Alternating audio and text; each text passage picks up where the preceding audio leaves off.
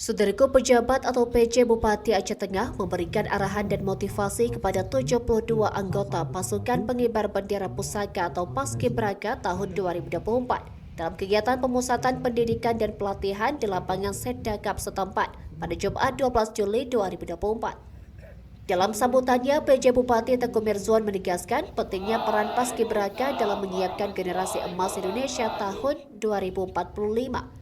Tahun ini Aceh Tengah mendapatkan kesempatan mengirimkan 3 anggota Paskibraka ke tingkat provinsi. Hal ini menurut PJ Bupati bukan hanya hasil dari kemampuan fisik semata, tetapi juga karena adab dan tingkah laku yang baik. PJ Bupati juga mengingatkan bahwa pada tahun 2045 ketika Indonesia genap berusia 100 tahun merdeka, generasi ini akan menjadi pilar penting dalam menyiapkan Indonesia emas. Pada tahun ini, anggota Paskibraka Aceh Tengah berjumlah 75 orang dengan 3 diantaranya akan melanjutkan ke tingkat provinsi. Dari Aceh Tengah, Romadani, Tribun Gayo.